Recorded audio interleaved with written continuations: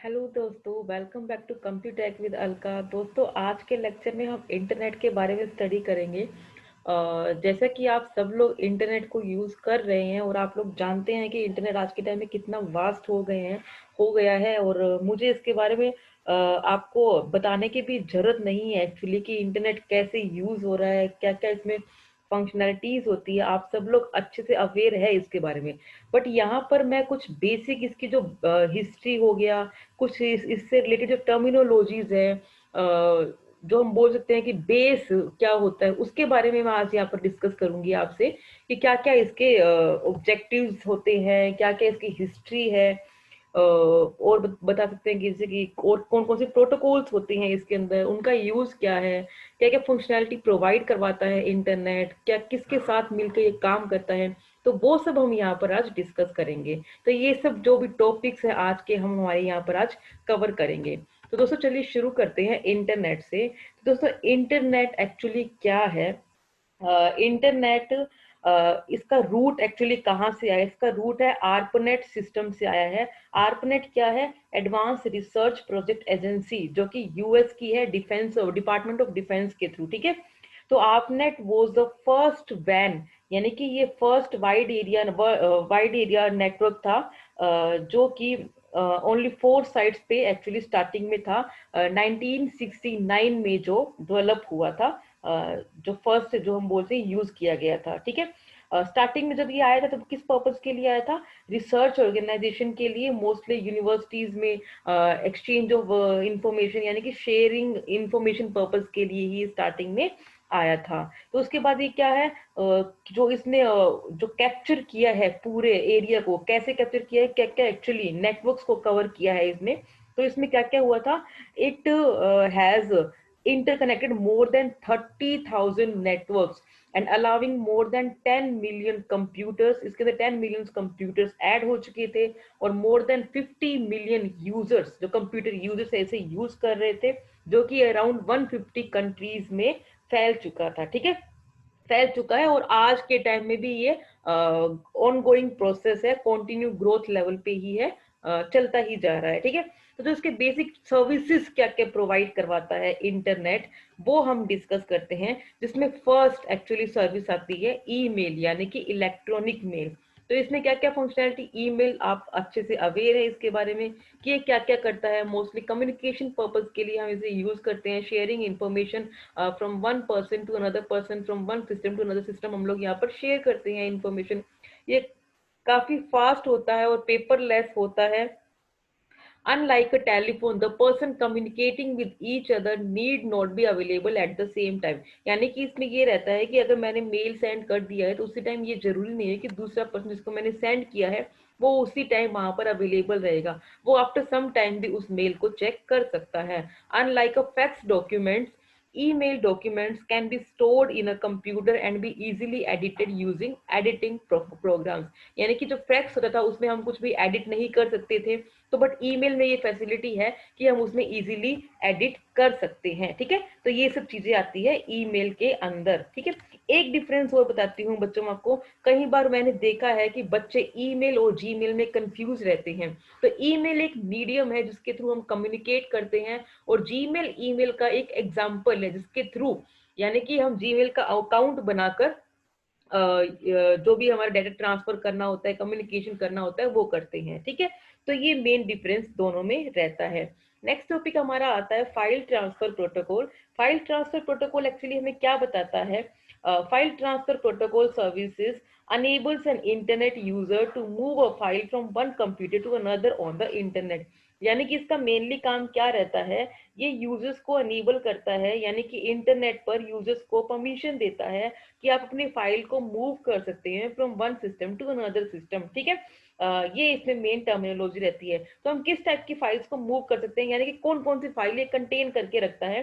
तो ये text file को कंटेन करके रखता है, कोई इमेज फाइल भी हो सकती है, कोई आर्ट वर्क भी हो सकता है, कोई मूवी भी हो सकती है, साउंड कार्ड भी हो सकता है, यानी कि साउंड की कोई फाइल हो सकती है, कोई पर्टिकुलर सॉफ्टवेयर भी हो सकता है। तो ये सब चीजें इसके अंदर इंक्लूडेड रहती है। ठीक है। दोस्तों, आपको ये पता होगा डाउनलोडिंग एंड अपलोडिंग क्या होता है।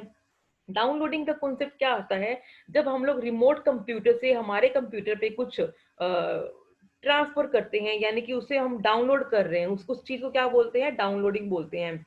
बट अगर हम हमारे लोकल कंप्यूटर से हमारा जो कंप्यूटर है उससे रिमोट कंप्यूटर पे कुछ डेटा सेंड कर रहे हैं तो उसे हम क्या बोलते हैं, अपलोडिंग बोलते हैं। ठीक है, तो ये सब चीजें इसके अंदर आती है। अब कॉन्सेप्ट एक आता है एनोनिमस एफटीपी। क्या होता है anonymous FTP? Sites is a computer allowing a user to log in with a username of anonymous and password that is yours email id।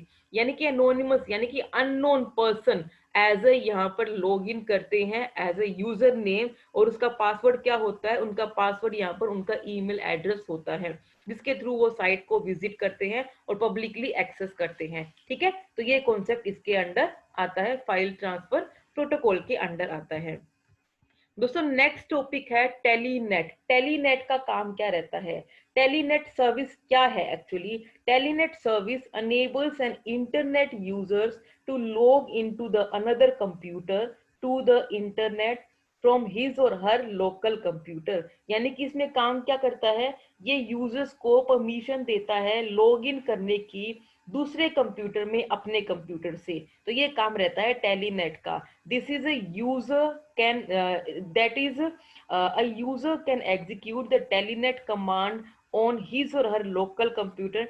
यानी कि जिसकी वजह से यूजर अपने कंप्यूटर पर टेलीनेट की कमांड को एग्जीक्यूट कर सकता है, उसके थ्रू लॉग इन करेगा और जो भी लॉग इन करेगा एज अ रिमोट कंप्यूटर, और जो लॉगिन हो रही है उसे हम क्या बोलते हैं, फिर उसे हम रिमोट लॉगिन बोलते हैं। तो जो भी कॉमन सर्विसेज क्या क्या है टेलीनेट की वो हम यहाँ देखते हैं। तो इसमें फर्स्ट सर्विस क्या आती है, using the computing power of the remote computer. तो इसमें क्या बताया गया है actually, the local computer may be an ordinary personal computer and the remote computer may be a powerful super computer.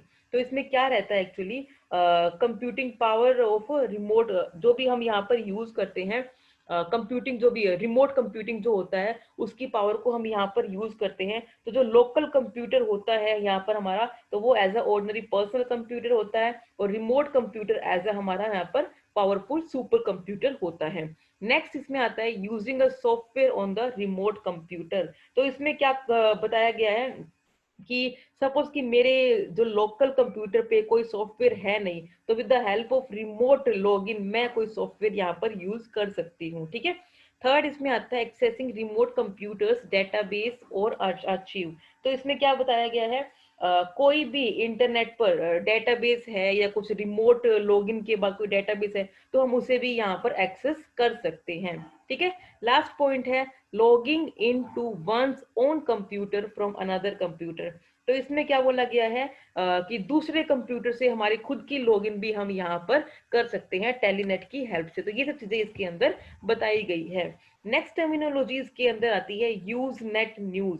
तो इसका काम क्या रहता है, इसका काम एक्चुअली क्या रहता है, use net services enables a group of internet users to exchange their views, their ideas, their information on some common topic। यानी कि यूजनेट एक ऐसा ग्रुप है इंटरनेट यूजर्स का जहां पर यूजर्स जो कॉमन यूजर्स हम बात कर सकते हैं कॉमन टॉपिक पे अपने आइडियाज, अपनी इंफॉर्मेशन, अपने व्यूज शेयर कर सकते हैं। ठीक है, जो मेंबर्स उसी ग्रुप से बिलोंग करते हैं वहां पर। ठीक है, तो ये इसमें बेसिक टर्मिनोलॉजी आती है यूज नेट ग्रुप में, इसका एक्चुअली काम ये रहता है। ठीक है, and several such group exist on the internet and there groups called news group. यानी कि ऐसे काफी ग्रुप्स अवेलेबल रहती है और उन ग्रुप्स को हम क्या बोलते हैं, उन ग्रुप को हम न्यूज ग्रुप बोलते हैं। इसका एक एग्जाम्पल बताती हूँ, comp.security.misc। तो ये ग्रुप किस टाइप का है, ये कंप्यूटर की सिक्योरिटी इशू के बारे में यहाँ पर डील की जाती है, यहाँ पर डिस्कस किया जाता है, यहाँ पे आइडियाज को शेयर किया जाता है।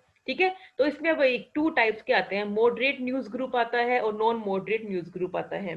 तो मॉडरेट न्यूज ग्रुप हमें क्या बताता है, moderate news group only selected members have the right to directly post a message to the virtual notice board. तो यानी कि इसमें क्या होता है कि जो सिलेक्टेड मेंबर्स होते हैं वही यहाँ पर राइट कर सकते हैं। बट नॉन मॉडरेट में क्या रहता है, एवरीवन यानी कि एनी वन कैन राइट, जो भी उनके व्यूज रहते हैं, जो भी उनकी इंफॉर्मेशन रहती है, जो भी उनके आइडियाज रहते हैं तो यहाँ पर कोई रिस्ट्रिक्शंस नहीं होता है, ठीक है। नेटवर्क एटिकेट जिसे बोलते हैं, नेटिकेट जिसे बोलते हैं, this deals with rules of framing message that will not hurt other. तो नेटवर्क एटिकेट्स इस बात का ध्यान रखता है, इस रूल्स को फॉलो करता है कि जो भी यहाँ पर आइडिया शेयर किए जा रहे हैं वो किसी को हर्ट ना करे, ठीक है। तो ये सब चीजें इसके अंदर आती है। नेक्स्ट टॉपिक आता है हमारा ट्रिपल डब्ल्यू यानी कि वर्ल्ड वाइड वेब। तो ये सब चीजें इसमें क्या बताते हैं वो देखते हैं हम। W3 भी इसे बोलते हैं, ट्रिपल डब्ल्यू भी इसे बोलते हैं। तो ये क्या है? It is the most popular and promising method of accessing the internet. सबसे फेमस है, आप जानते हैं इसके बारे में, और काफी ट्रस्ट वर्दी भी जिसे हम बोल सकते हैं, ठीक है। The main reason for its popularity is use of its concept like a hypertext. Just because of hypertext को ये यूज करता है, इसलिए ये काफी पॉपुलर होते जा रहा है। और हाइपर टेक्स्ट क्या है? Hyper text is a new way of information storage and retrieve that enables author to structure information, ठीक है, इन अ नोवेल वे। यानी कि ये क्या है? एक स्टैंडर्ड वे है, न्यू वे है इंफॉर्मेशन को स्टोर करने का, रिट्राइव करने का, that enables a user the data represent in a structured way, ठीक है। तो इस वे में ये डेटा को रिप्रेजेंट करता है, ठीक है। हाइपर टेक्स्ट का काम इसमें ये रहता है। दोस्तों इसमें नेक्स्ट टर्मिनोलॉजी है, web pages are created by using simple HTML and triple W uses the client server model and the internet protocol. यानी कि triple W client server model को यूज करता है एंड IP को यूज करता है, जिसे हम बोलते हैं HTTP, that is hyper text transfer protocol, for interaction among the computers on the internet, ठीक है। कंप्यूटर्स के बीच में जो इंटरेक्शन होता है वो किसकी हेल्प से होता है? HTTP, जो एक IP एड्रेस है, ठीक है, IP है, इंटरनेट प्रोटोकॉल है। And any computer on the internet that uses the HTTP protocol is called a web server. यानी कि जो भी कंप्यूटर इंटरनेट पे HTTP को यूज कर रहा है उसे हम वेब सर्वर कहेंगे। और एनी कंप्यूटर जो उसे एक्सेस कर रहा है उसे हम क्या बोलेंगे? वेब क्लाइंट बोलते हैं, ठीक है। ट्रिपल डब्ल्यू में और क्या क्या एडिशनल इंफॉर्मेशन है वो हम देखते हैं। It uses the concept of hyper text, जो कि हम ऑलरेडी डिस्कस कर चुके हैं। Hyper text documents enables this by using a series of links. यानी कि हाइपर टेक्स्ट जो स्टैंडर्ड फॉर्मेट प्रोवाइड करवा रहे हैं डेटा को स्टोर करने के लिए, रिट्राइव करने के लिए, किसकी सीरीज में हो रहा है? वो लिंक्स की सीरीज में हो रहा है। लिंक का कॉन्सेप्ट क्या आता है? जो भी हम हाइपर लिंक नहीं देते हैं, जो ही एक किसी लिंक पे क्लिक किया तो हमारी दूसरी एडिशनल इंफॉर्मेशन ओपन हो जाती है, तो वो कॉन्सेप्ट यहाँ पर आता है। तो लिंक क्या होता है? एक स्पेशल टाइप का आइटम होता है जिसको हम hyperlink as a link add कर देते हैं, और उस पर्टिकुलर टॉपिक पे हमें सारी इंफॉर्मेशन मिल जाती है उस टॉपिक से रिलेटेड, ठीक है।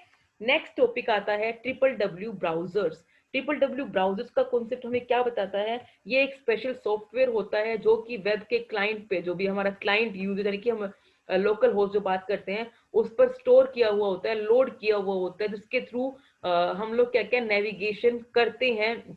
normally provide these navigation functionalities to the user, ठीक है। Does not require the users to remotely log in to a web server computer or to log out again when done, ठीक है। तो इसमें क्या रहता है? नॉर्मली यूजर को कुछ एक्सेस करना होता है तो लॉग इन करेगा और लॉग आउट करेगा। टर्मिनोलॉजी इसकी ये रहती है इसके अंदर, ठीक है। एक्चुअली अगर हम बात करें वेब ब्राउजर को हम लेके चले तो उसकी नीड एक्चुअली नहीं होती है, रिमोटली लॉग इन की नीड यहाँ पर नहीं होती है। नेक्स्ट इसमें क्या रहता है? allows user to visit the server computer's website and to access information stored on by specifying its URL address। यानी कि क्या करेगा? यूजर्स को अलाउ करेगा to visit the server's computer website, ठीक है। और जो भी हमारा इंफॉर्मेशन स्टोर होती है उसके यूआरएल के अकॉर्डिंग वो हमें ऐसा आउटपुट दे देते हैं, ठीक है। वेब ब्राउजर में और क्या क्या होता है?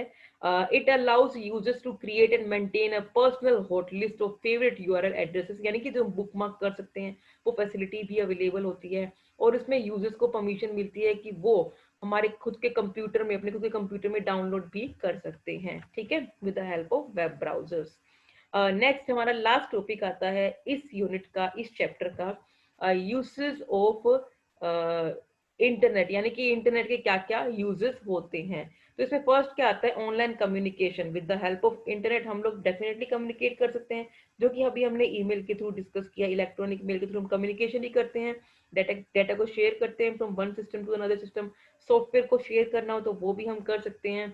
Exchange of views on topic on common interest, जो भी हमने न्यूज देखा, न्यूज ग्रुप देखा था, वो कॉन्सेप्ट यहाँ पर आता है।